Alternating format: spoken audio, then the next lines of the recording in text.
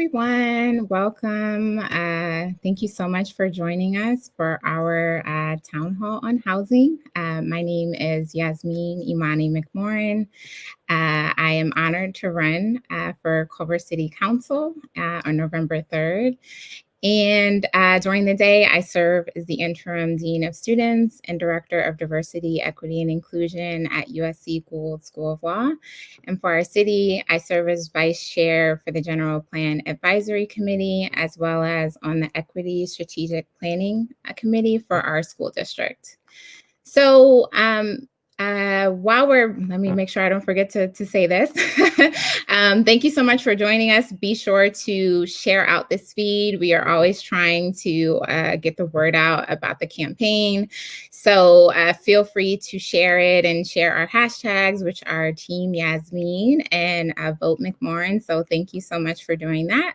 We want to make sure that folks know about the campaign and get to learn a little bit more about me. So thank you for amplifying. And so, we're in this pandemic time. We hope that everyone is staying safe and well, but sort of what has come out of this time is, we have these Connect with Yasmine events and town halls, office hours. We want to make sure that folks are getting to know me and are able to ask questions and are able to engage with the campaign about issues that concern us here in Culver City. So today we're talking about housing. Before I delve directly into housing, I do want to just overarching go over some of the goals for the campaign. So really at the core of who I am and sort of all of my work is equity. So I would like, my vision for Culver City is, a city where whether you work, live, learn, or play here, you're welcomed and included and engaged as an equal part of our community. We want to make sure that we're able to center equity and inclusion in every city policy. We want to make sure that we're doing that also in our budget allocations. And we also want to make sure that we are promoting safe and thriving neighborhoods. So a part of that is, of course, we're talking about housing today, and it's advocating for housing policies that support renters and work to prevent homelessness. Also, that is going to, add to affordable housing options here in Culver City.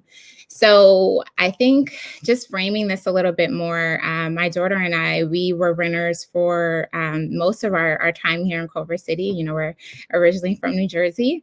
And so we were renters up until May of this year. And a part of the reason why we became homeowners this year was because our housing became insecure. Renters are 48% of the Culver City population. So that's almost half. So we want to make sure that we have strong renter protections. We want to make sure that we're also bolstering that with making sure that we are having strong advocacy for additional affordable housing units. So I just will never forget coming home in January of 2020, pre-COVID, no mask, everything is normal.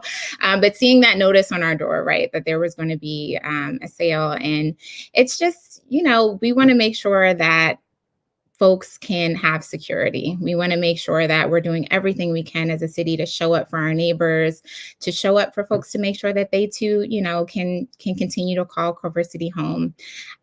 So that was a little briefer than I thought it would be, but let's just go right into it.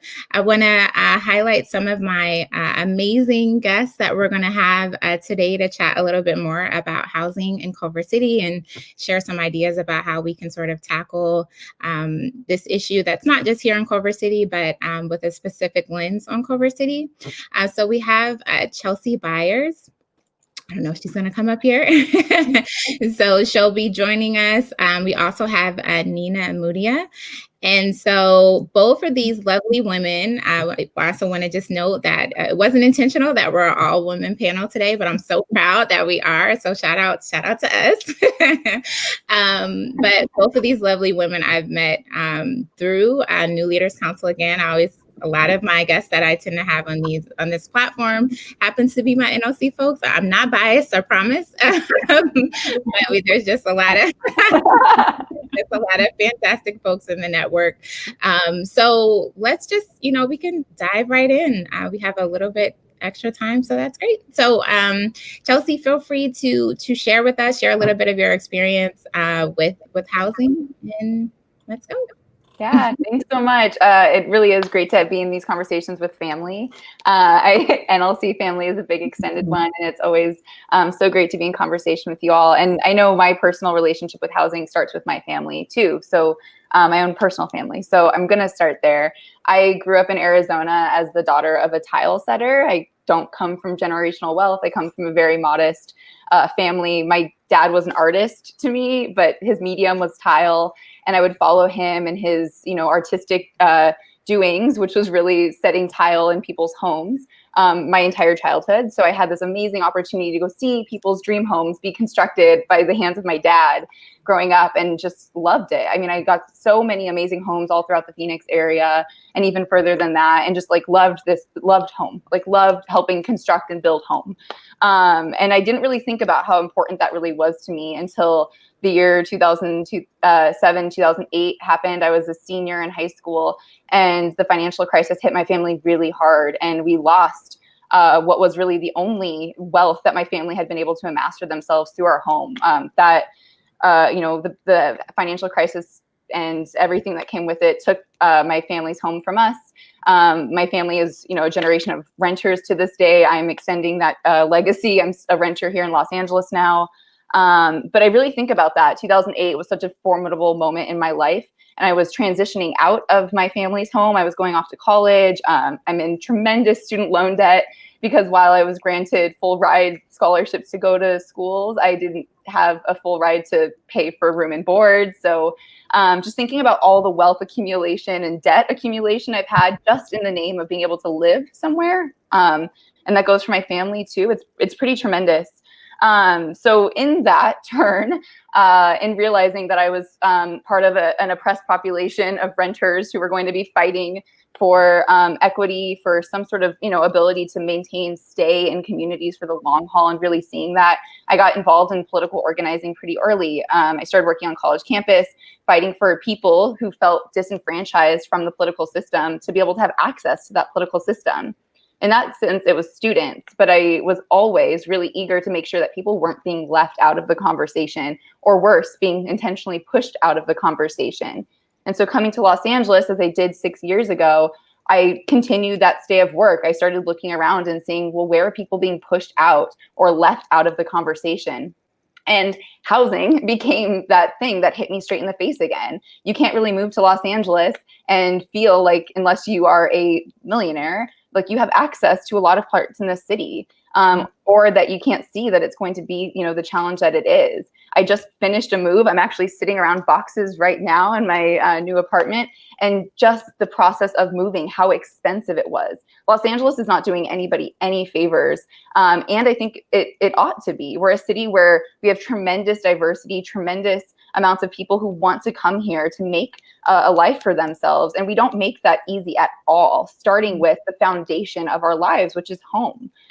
Rents are extremely costly. We know Culver City was one of the, most recent cities in the 88 counties to get some renter protections, and they're not even permanent. I mean, I laugh at the idea that Beverly Hills had stronger renter protections in its city than Culver City did at one point. I know we'll get to that. But all of this sort of reality, as it was crashing down on me as somebody who, with some privilege, I'm a white woman, I'm college educated, I can get jobs. I still was struggling to figure out how I'm going to make my life work in Los Angeles and do so for the long haul. And so I got involved in neighborhood council meetings, city council meetings, just doing the thing I knew to do, show up, right? Show up, have my voice heard. A lot of people don't know how to do that. They don't have the time to do that. And so I always walk into rooms holding that weight of the community who can't represent themselves on my shoulders and trying to do so. And I kid you not, in one of those very first neighborhood council meetings, a woman said, "You actually don't get to say anything in this meeting because you haven't lived here long enough. I've lived here for 30 years and you haven't. So you cannot tell me that we need more affordable housing in this neighborhood." Like, I wasn't alive I just turned 30. Like, I wasn't even alive for 30 years at that point for this woman to tell me, because I haven't been a homeowner in that community for 30 years, I didn't have a say. So like right then in that collision of moments, I didn't have a total grasp at Los Angeles's housing policy or where we were. It was maybe 2015 when that conversation smacked me in the face. I mean, I was like, hello, aren't we in the middle of a housing crisis? And we weren't using that language. So in 2015 in Los Angeles, as a very new resident, I just knew I needed to get involved. 3 years later, I was able to find, through my volunteer advocacy, through showing up at those meetings, I was able to get connected to what became United Way's, major effort, the Everyone In campaign, being able to catalyze the funds that were voted on by the public in 2017, 2018 to address homelessness, and help people start connecting the dots in real ways between the exclusion that was happening at these meetings, the true housing crisis that maybe hadn't been fully named at that point, and the opportunity ahead of us to make good on a promise that we needed to for Los Angeles, that this could be a city for all. So, it's 2020. The world has changed a lot this year alone. But I feel like I'm still helping people connect those dots between who has been missing from the conversation or intentionally excluded, and how we make our cities open and inclusive for all people. And housing is the most foundational, I think, of all of that. So really glad to be with you all having this conversation today. Chelsea, girl. My daughter and I, we moved here in 2016. I remember, choosing to live in Culver City, but being incredibly discouraged because of housing costs, wondering like, how do, families like mine, single families, afford to live here? We have one of the most diverse school districts, which was one of the reasons why I wanted to live here. And it's like, and then you come into city council or you come into these meetings and it's like, well, you just got here. So your opinion is not as valuable as mine. And I don't think that folks really intend it that way. But, I think it's so important. I believe 25% of folks in Culver City have moved here within the past 5 years. And that's a significant, percentage. And it's because, in large part, because of the schools and the community, the walkability, et cetera, et cetera. But, we are all valuable in this conversation about what the future of Culver City is going to look like. So it just resonated so much with me. Thank you for sharing, and I'll ask some more questions.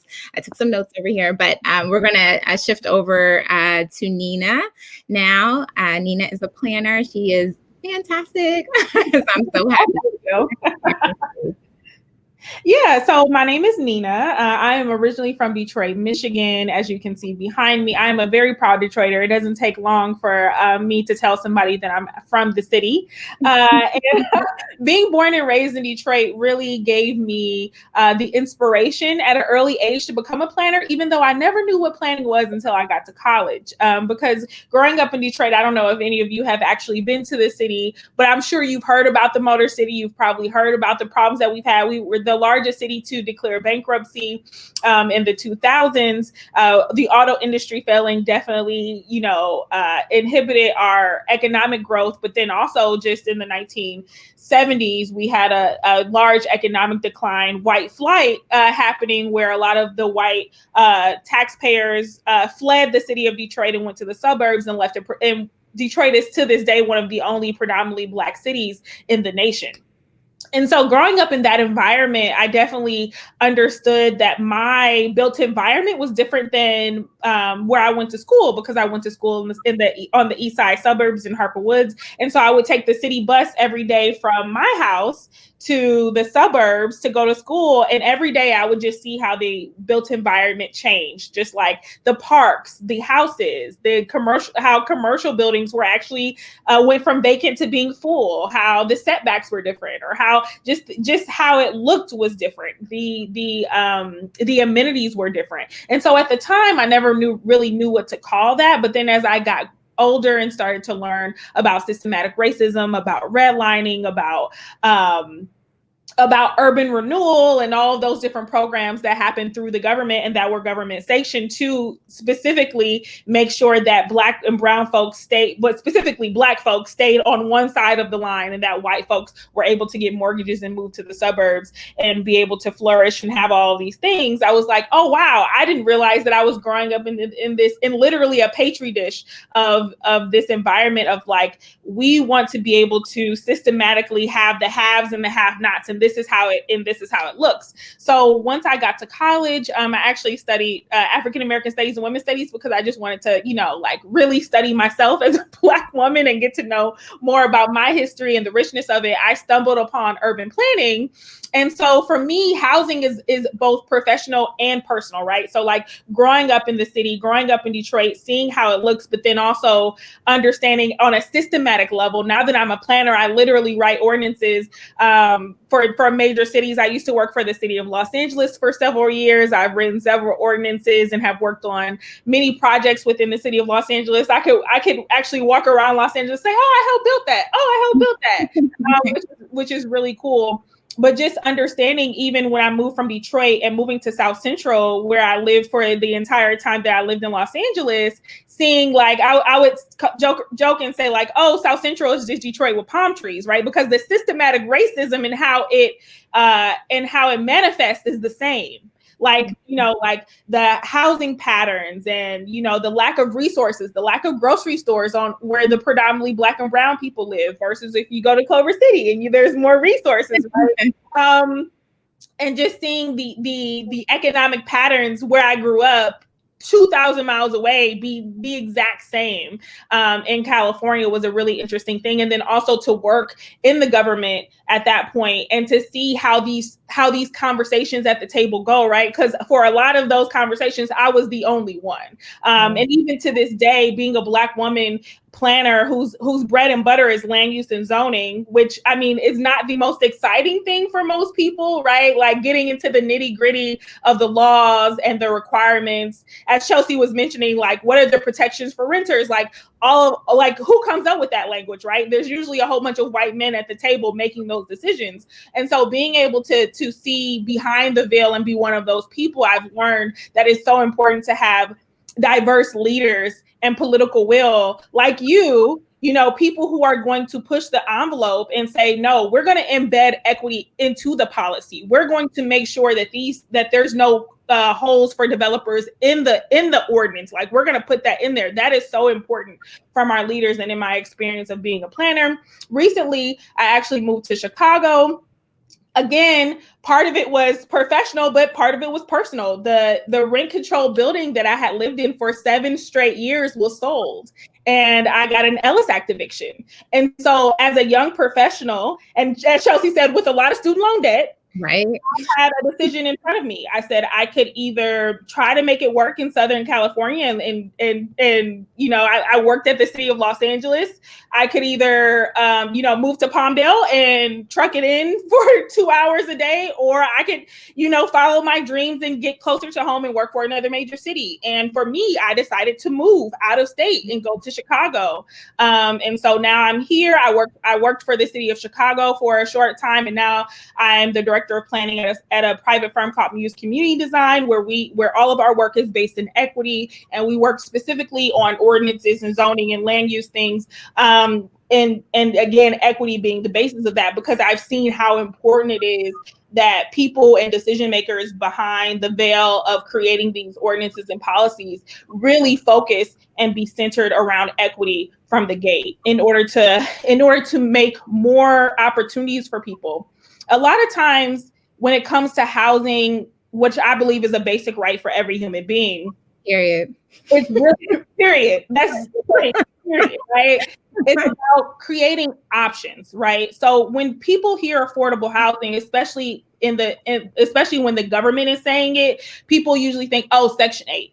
Or, oh, housing vouchers, right? But it's really about giving people at every economic level the opportunity to have safe and clean housing, right? So as a young professional working for the city of Los Angeles, I could not even afford to live in Los Angeles, right? And I have a master's degree. I have all these things, all of the things that they say are the right things to have in order to be able to afford to live in a city like Los Angeles. And I decided to move out of the state. And so think about how many more people are experiencing that throughout Southern California, and what we can do as leaders in this industry to make sure that people don't have to make those tough decisions, and that they can stay where they want to stay and invest in the communities that they believe in without having to sacrifice their quality of life. Like that, you shouldn't have to choose. And so that's why I've really dedicated my life. Clearly, in the built environment, I focus on housing, but I also focus on a whole bunch of other things. But housing, again, is so fundamental, especially because land and land use is such a valuable tool in creating generational wealth. And that's what a lot of people focus on. It's unfortunate that people focus on that, but that's the world that we live in. So working in the confines of that, how do we make sure that people have all the opportunities that they need in front of them in order to have a good life and to have clean and affordable housing? Yeah. So I just want to say, I helped build that, boss. Flex. I didn't do that in Chicago. You know, it's funny because I was driving past somewhere yesterday in Chicago, and I've only been here a year, and I was like, "Oh, I helped build that. They're constructing that already." Like, it's actually a pretty cool feeling. Energy, love it. So I just want to, so thank you so much, both of you. Yeah. I want to make sure to, if you are watching from the Vote McMorran Facebook page, please, if you have any questions, just type them there. If you watched on a share out, we won't be able to see your questions there. So you have to go to the facebook.com/Vote McMorran page to give us some Q&A. So please do so. And we'll be able to address some of those, but we're just going to chat about housing now. Yeah. So Nina, I really feel like what you touched on, like, I know too many, first of all, I was sad when you left because why? Damn, right? Times, yes. There's another girlfriend that we know that's going to be just bought a home in Portland, right? And we're seeing like young professionals with degrees and, you know, who are, you know, successful or whatever, but still not being able to afford, you know, a good quality of life here. And I'm really concerned about that. And like, how are we, like, I guess in terms of when you frame that with Culver City, you know, I think the average rent is about $2,400 or so. Yeah, I mean,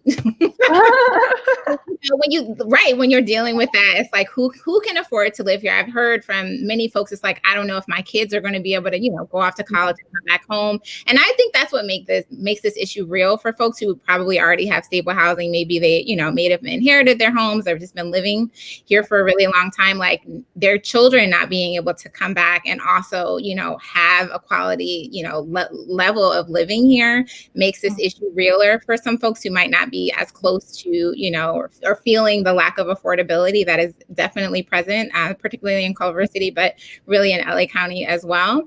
So I don't know, what do you guys think are some ways to mitigate some of that? And I know, Chelsea, you also picked up on the fact that we just actually on my birthday last year, I feel like my birthday is a special day for renter protection. Shout out to actually turned 31 in city council chambers last year when we passed temporary renter protections in 2019. Before that, there were no protections.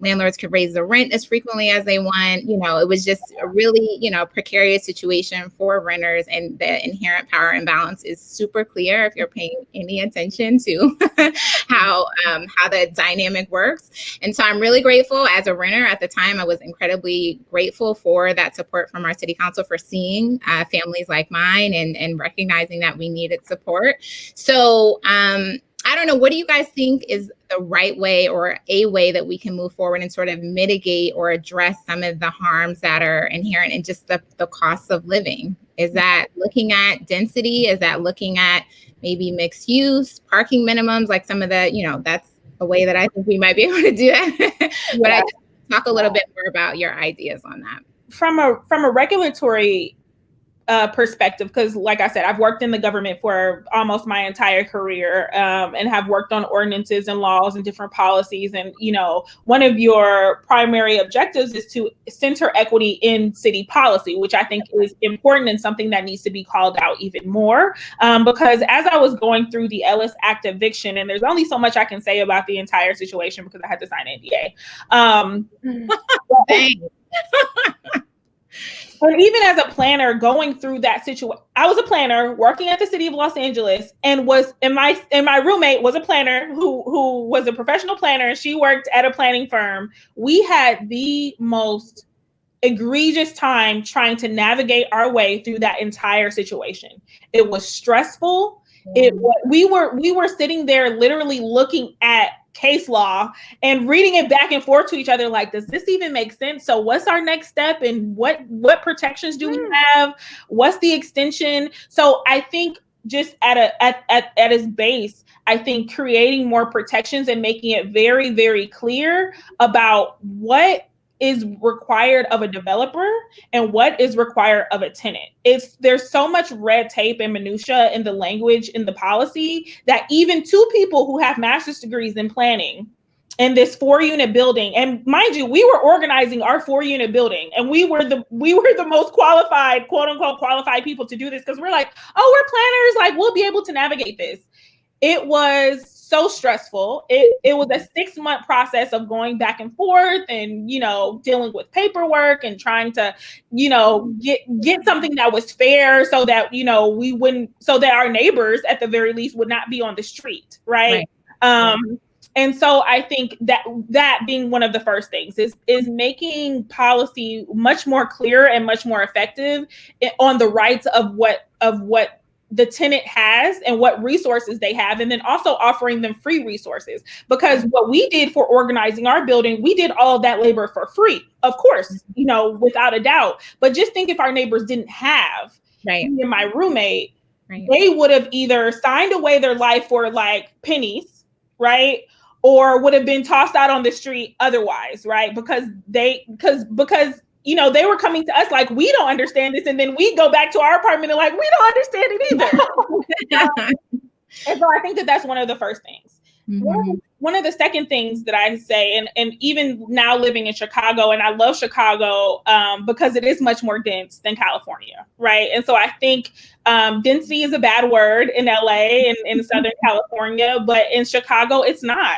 They have zoning policies that are much more progressive in that way. They also have an affordable requirement. So there's certain zones within the city of Chicago that require affordable to be built on site, or you can pay in lieu fees, but it's either 10% or 20% depending on where it is.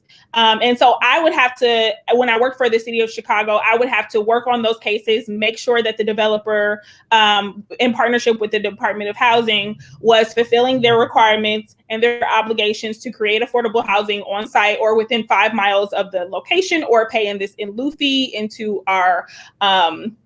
into this affordable housing trust.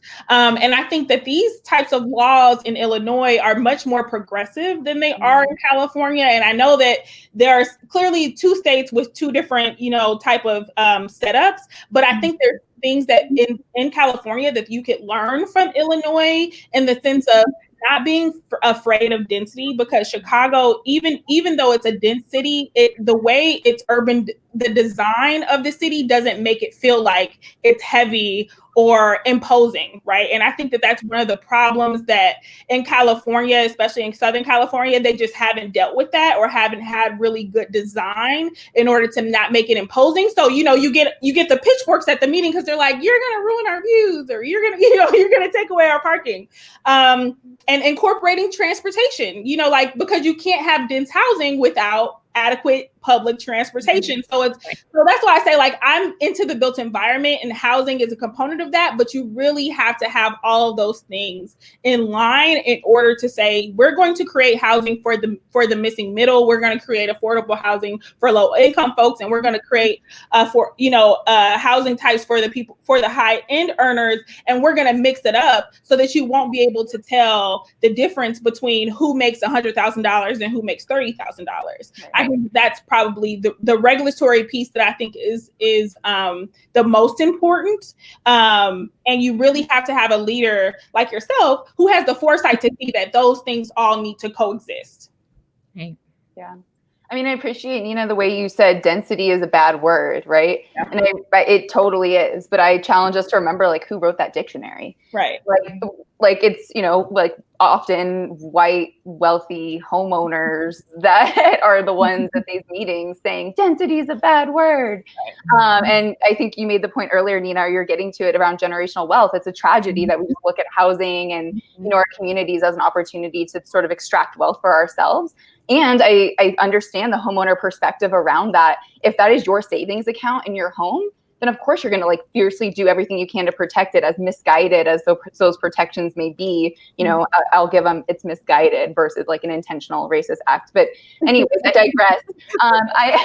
So part of the challenge of the work I do, organizing in community, is helping people understand density in a positive light. We're not talking about overcrowding. We're talking about really effective land use. Land use is the biggest social justice issue I think we have to deal with in Los Angeles. And I think of it, like, especially on the West Side in Culver City, like there's been some, runaway folks just getting theirs and making sure others can't. And that those policies have been in place for decades. And so while I'm excited and, so grateful for Yasmine's ability to see equity in every single piece of the platform, I mean, your goals page starts with equity, and then it's the through line and everything else, right? I feel like we've been trying to get, it's housing, there's a housing crisis, and now we have to talk about how there's a housing crisis for everyone. But just talking about equity first and foremost, why don't people have access to these neighborhoods? Why don't people have access to the housing that they need at all levels? You're okay with somebody coming all the way to West LA to work for you, to serve you, but you're not okay with them living in this neighborhood that forces traffic problems, that forces environmental congestion. So there's issues that a liberal California would be really ready to tackle, but isn't understanding how housing has been such a critical component of actually making these things real. And it does come back to that wealth piece, the people who've been in these meetings protecting what is theirs for so long. And so I think it's about, breaking this open. COVID's given us an opportunity to talk about how our ability to be in deep relationship to one another, to have healthy, vibrant communities, is beneficial to all of us. Right. I mean, the best example of density I've heard, and that's COVID related, health pandemic, right? West Hollywood Community Housing Corporation, that specializes in making housing and dense housing for low income communities, has had 0 cases of COVID this entire time, in spite of, people living in these really vibrant communities all around each other. So don't tell me that density is the bad thing. Right? It's a community that doesn't have access to the resources it needs, and we can do that if we do it well. And I just so appreciate on your goals the way that you don't look at these things all as different policies, but it's like a quilt that actually has to be threaded together. Parking minimums and transit have to work together. We're not having 2 distinct conversations. It's the same conversation. And I know that complexity is a lot for folks to hold. But I think if 2020 has taught us anything, it's like we've got to hold some complexity if we're going to make it anywhere forward, right? Yeah. Well, thank you for that. I feel like I just want to lift up, and I know some folks might be a little uncomfortable with this, but I think it's relevant, especially as we talk about housing, particularly in Culver City, to note that Culver City used to be a sundown town, meaning that it was not safe for African Americans or folks of color to be in our city after the sun went down. And we also had restrictive covenants and things in place which intentionally excluded Black or BIPOC individuals from purchasing.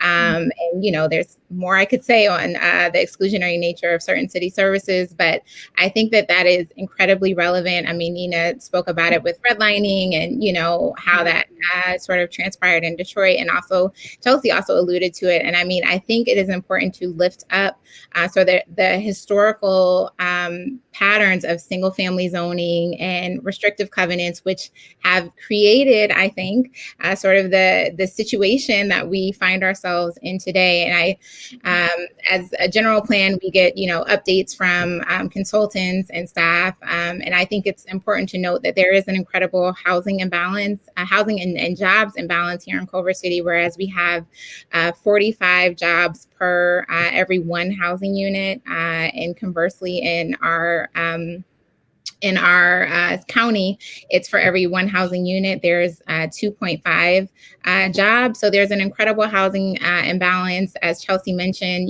that has impacts on traffic, the environment. We need to work on our, first, last mile. I mean, I used to take the train to work back when, we used to go to work, but like all of these things, again, it's just, it all builds on one another.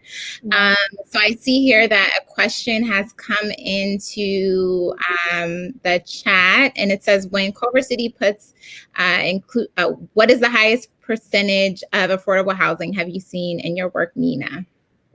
I've seen 100% affordable buildings in my work. So it really just depends on the developer. It depends on what the city's regulations are. At this point, I've lived in 3 different states and kind of have seen 3 different scenarios of different housing policies. So yeah, it honestly just depends on what the city's regulations are. But at the minimum in Chicago, like I said, it's 10 to 20%. And then from there, it could be a completely 100% affordable building. I do think that for me, again, thinking about the regulation side, it's not a one size fits all situation.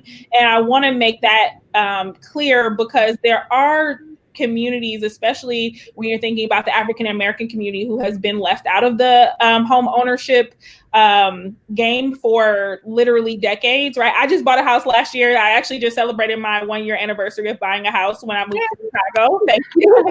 Right? And so for some of us, for some Black families, owning a single family home is something that we want to invest in, because we've been left out of that for many generations. And so I don't want to come down and say like single family home ownership or single family zoning is completely should not be an option for affordable housing options, because home ownership, that should also be affordable, right? So we're thinking about rents, we're thinking about actual federally controlled or state controlled housing, which looks like, like what you call a housing project, but it doesn't look like that anymore. It doesn't have to look like that anymore. And then we're also thinking about, how can we also make home ownership affordable? How do we make sure that millennials who have $100,000 worth of student loan debt can actually get a mortgage, right? Can actually invest in something, because I'd rather pay my mortgage than to pay those student loans. To me, from a regulatory perspective, it's about giving people options, right? I want little Black girls like Nina to have the option to rent or to own, right? Or to live in Culver City and live in a 25-person apartment building, or to live in a single family apartment building. But cities have concentrated so much on one of those options that they've generationally left out a group of people purposefully, right?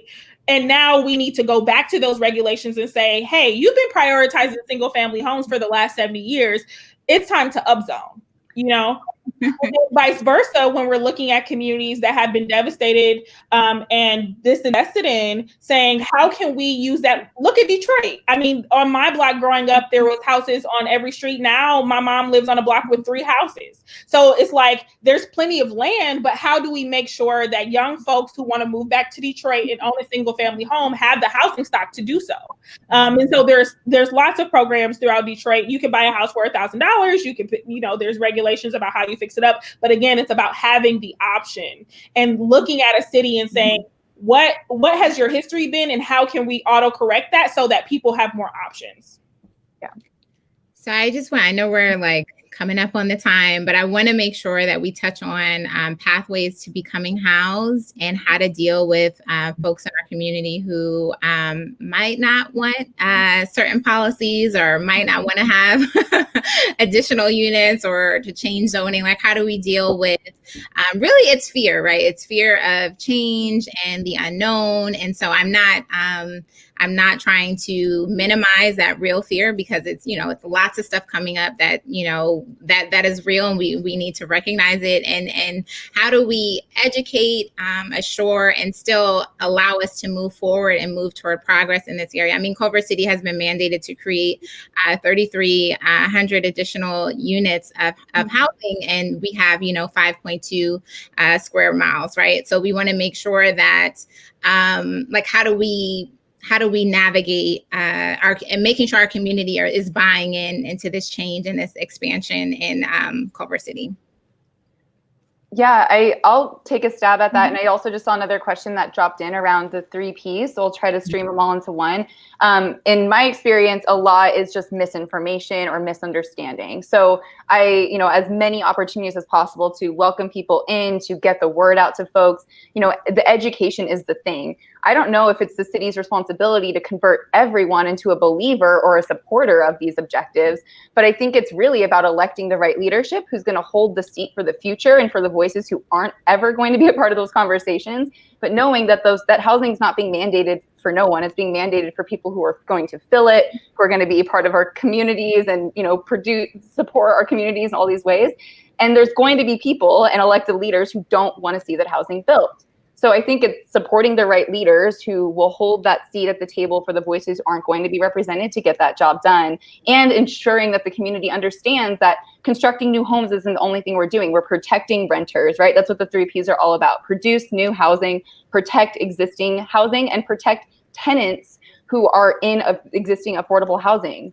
We can do all 3 of those things at once. It's not a one option. We have to do all 3. And if there's misinformation, a lot of it just is in the idea that people think that one of these things isn't happening. We're doing all of them. And elected leaders are going to do them even better than before. Yeah. And I would just add, honestly, people need to really look up the definition of equity. And I'm not trying to be funny, but the whole purpose of equity is to analyze the resources that are needed and give them to those who need the most, right? So the people who are yelling and screaming with their pitchforks about we don't want this and we don't want that do not need the resources. The people who are probably not going to show up on a Tuesday afternoon to a city council meeting because they have a job or 2, or they need childcare, or they have these other systematic issues within their lives. Those are the people that we need to be advocating for. It's about the greater good for society, not the greater good for those who already have the resources. So equity is not equality. It's not about being equal. It's about, again, giving society's most vulnerable populations the resources that they need to thrive and giving them the opportunity to thrive, right? So I think if people concentrate on that, we don't really have to worry about the gag flies at the meeting every Tuesday with their pitchforks, because the policy is not for them. Right. And it benefits everyone. Like if those who are, without the lease are like, I feel like if we're focusing policy for those who have the lease, it lifts all boats, right? Yeah. So I see a question came in about, as a Culver City resident, parent of 2 kids, what are some policies in Culver that I can help push the city to adopt or expand? I would just say when things come up, make public comment or submit it if you're not able to stay. I know the meetings can sometimes run late. So please, we need folks who are going to hold us accountable as a city. Hopefully I'm elected in November, but even, we need to be held accountable. And we need to know that there are folks in our community who are pushing for a more equitable Culver City, for more affordable housing, for, lower parking minimums, all these things, and also protecting renters, right? I think that is a key piece that sometimes folks try to discredit as not valuable, because we want to protect the incredible diversity that is reflected in Culver City as a result of our renter population. Right. So I want to be respectful of time. We're having such a good conversation though, and there's some things that we didn't touch on that I wish we could have, but I just want to deeply just express my appreciation for Miss Yasmine-Imani and Miss Chelsea Byers. You guys are rock stars. I'm honored to know you, be in community with you. And I'm so grateful to New Leaders Council for connecting us. We know each other. Yes. So thank you so much for your time and your expertise. So excited for you to win in November. I'm calling it into existence. Yeah. Thank you. Thank you. So, so thank you guys so much for joining us today. I'm of course going to, if you haven't already donated, please donate at votemcmorrin.com. You can also sign up as a supporter or get a fun yard sign or window sign and just show your support for us here in the city. I am grateful for your time. If we didn't get to your question, I'll try to answer some, you know, from the Facebook page. But thank you so much for your support, and have a wonderful rest of your Sunday. And please take good care. It's been a heavy week. I didn't address that. Folks are grieving, and it's been tough even for me. So sending love to folks, and take good care of yourselves, and be well. Thank you so much. Thank you. Thank you, Chelsea. Take care, you guys. Bye. Have a good Sunday.